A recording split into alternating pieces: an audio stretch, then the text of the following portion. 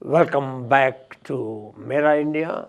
We were very heavy discussions and hot discussions on India's leadership in the last 65 years and giving a good assessment of the people who are parting. As you know, Manmohan Singh had already said that he would not stand again. We don't know about Sonia Gandhi, what would she do if she does not win the election again. But we know one thing, that people of India will keep on exercising their right every 5 years. And this is the story which I want to tell you. Long back in 1949 it was, when Nehru said that India's elections are also education of the people of India. Many people at that time on the Constituent Assembly of India was discussion, said, why do we have to give right to vote to every person? It should be limited to property developers or property holders. It should be given to people who are employed. Some said it should be only given to those who are graduates. Nehru was saying no, because a universal adult franchise for everybody is not only bringing equality of all Indians, but also an educational phenomenon. It is something which in a few years' time change the thinking of the people of India.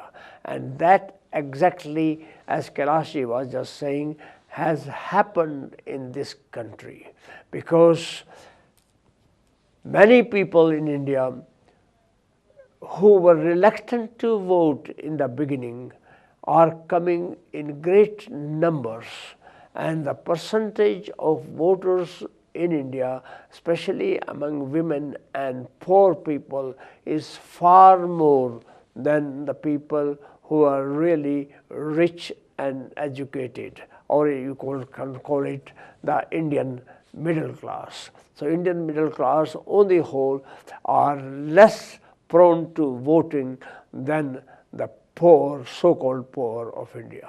That means it is bringing a sort of political awakening gradually to the people of India. And I sometimes wonder why it is not being taken today. Those of us who knew and saw Jawaharlal Nehru working, the first Prime Minister of India, he used to, in fact, not only dissuade, but kick the people who used to come to bow before him, to touch his feet. And he thought it was a slavish mentality, and he would not allow any people to come and touch his feet. It is the other way around today. The leaders perhaps pay some people to come and bow before them. Don't you think, Kailash, things have changed? People of India have changed fast, and they are full of aspirations. I am full of hope for people of India, because looking at our voter, firstly look at the size of the voting public. Yeah. It's nearly 800 million people who are going to cast their vote, or who have the right to go and elect who they want to govern. That's right, yeah. And the voting figures in all these elections, whether it's at the center or in the state, has never been below 55. The voting figures have been between 55 and 60%. Imagine a voting number of 800 million people going to cast their vote, and nearly 60% of them come to the polling booth to do that. And the reason is they know the value of their vote. Yeah. Those places, be it in Syria or in any other country, people would give their right arm to be able to exercise the right to change the government by casting their vote. Yeah. In India, this particular right is granted universally. It's a universal franchise. And the other thing is, in this process, because it's secret, because it's one person, one vote, and because irrespective whether one is educated or not, whether one is employed or not, whether one is rich or poor, whether one, whatever religion, whatever caste, whatever creed, whatever ethnicity, whatever region, everyone has the equal right. To the extent that in areas where it's not easy to carry the ballot boxes are sent by elephants, by mules, Camels. by camels. Yeah. And even if there is a single voter in a remote village, Yeah. election commission ensures that that particular single voter should be given the right. I am thankful to the founding fathers of our constitution who had this foresight, who had this vision to agree to have universal adult franchise where everyone is given the right to vote. And I am delighted that the people in my country exercise that vote fully. If you compare it even with this country, Yeah. in May, European elections are going to take place. And I take a bet that not even 24% people turn out to go and vote for something like European Parliament. Imagine, in contrast to that, the illiterate, poor people in our country go to the polling booth, walk for miles. The aged, the disabled, the people who can't get on their own feet, they are carried to the polling booth to be able to cast their vote. Hats off to that system where we, the people, decide who our leader should be to govern us. Yeah, I think that's a very good assessment which you have made on about the people. I think kudos to them, and we also feel that that is the only thing which gives some hope that India's future is bright. Am I right? Yes, there is no doubt about it. Things might not work out today. Things might not have worked in the past. Yeah. But there is always hope for the simple reason that you have the right to change things. Every time when a voter goes to the polling booth, he is determined to go and vote in the hope that things can be changed. And for that, you don't need a revolution. You don't need bloodshed. You don't need bullets. You don't need any kind of violence. By simple exercise of casting your vote, which is secret and which nobody can either alter or influence. The father cannot tell the son, the husband cannot tell the wife. Yeah. Each individual has the right to go and decide it on the day when the voting takes place. And this particular power to be able to change things gives us hope. If not today, tomorrow, we will get the right set of people. We'll get the right set of policies. We would keep on changing them because we have the right to change. And that right is inherent. That is one of the biggest rights that the Constitution granted us. Yeah, very good. Karashi, I'm very happy what you are saying, and I have also hope of that. Sometimes in my mind things come that Indian media has not come to that standard which was expected of them. Many people say they are bought. There have been a recent string on some opinion polls in India that people pay for getting the right answers. What do you think of that, about Indian media? I would say the tsunami of elections would wash it aside. Of course, media also has to develop itself. It's a new media, and with the proliferation of media, there are 400 channels of television, there are thousands of newspapers coming out, and people employed in those media organizations are not necessarily either trained or have the experience or have the background. And therefore, but at least one thing is certain, that the media is open. And therefore, it's not just one opinion or it's just not one set of particular policies that can be advocated. you have media fighting with each other, you have papers and television channels and magazines and commentators coming out and openly criticizing each other. So in a way, of course, it's unfortunate that this proliferation has not brought the right kind of people to the media, but at least there is a variety, there is a possibility of challenge, and there is a possibility of proving the other person wrong. And that itself opens up the hope that someday these people working in the media would realize that they have to be honest, they have to be professional, they have to really go dig out the truth and find it and then put it before people. Because right. people are not foolish. No. People are able to assess whatever you write in your paper or whatever you say on television. People are wise enough to assess whether it's right or wrong. Well, so I have it. full faith in people who are able to decide when they go to vote. Media cannot influence them. It has never been able to. And I think recently, only last week, the Supreme Court rejected somebody's PIL that hate speech should be stopped, and that was wrong. And Supreme Court said no. Freedom of speech is the fundamental rights of every Indian. We have a moral code of conduct. This is not something enshrined in law, but the Election Commission ensures that once the elections are announced, which are going to happen tomorrow, in a few hours' time, early morning at Vigyan Bhavan, the Election Commission would set the dates when elections would be held. But once the elections are announced, there is a moral code of conduct called MCC, which comes into operation, which means that people cannot violate that code.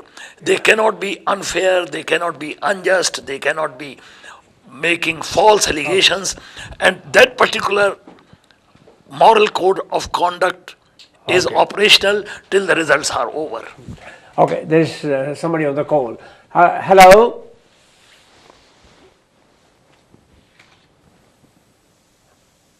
Hello? Hello? Hello? Gone. Okay, must be tired. Anyhow, yes, what we have been talking about is that people in the media, the sense of responsibility of the media will be called. Hello? Since 8 o'clock. Who is speaking? They say keep holding, keep holding. Isn't there is a problem? Okay, thank you. Who is speaking? No, it's not a good thing. I'm spending my money on the phone, but Okay. I think there's something wrong somewhere, isn't it? No. We were in the middle of discussion, so I wanted to. Which kind of middle of this discussion? Okay, can I ask your name, please? My name is Bhajalal Mehta, okay? Okay, and I want to Mehta. talk directly this Yeah. person Yeah. who's talking, okay? Yes, sure. Okay, sir. Please get in touch with him. Yeah, ask me the question. There's a lot of things going on. India, my India, MERA India. Oh, yeah. What is my India? Who's India? Everyone, including you. Okay. But I'm trying to asking the question Yeah. that my India, their India, what the hell they're doing in it? What the Indians are doing of their India? Well, that is what is going to be found out in next 2 weeks' time. Okay, we'll be able to find out in next 2 weeks' time what Indians want of their India. They have got this power, a great power which Indians have got, which Syrians do not have, Ukrainians do not have, many other countries I can give you name who do not have that power of changing their rulers, whom they want as their rulers. Indians have that great power and they would do accordingly. I can assure you that if the result is not in what you and I like, it is mainly because we are left behind, because we perhaps cannot touch the nerves of the people of India by living so far away in Britain. It has happened with many Indians in Britain, many Indians in Americans. Only recently I had read an article written by Indian journalist who is working with a British newspaper, and I was really aghast to listen to his views, because this 29 years old journalist did not know anything what India stands for and where India is going, because India did not become a pluralist state only after 1947. Kailashi, what do you think? Is it Indian heritage which made democracy successful? I would say the soul of India is in the right place.